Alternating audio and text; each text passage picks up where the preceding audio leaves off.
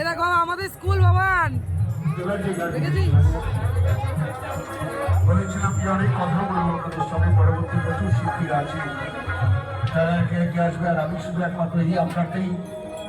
গান গাইবার জন্য আসি, আর অন্য কোনো আপনারা আমায় দেখতে পাবেন না, বাড়ি চলে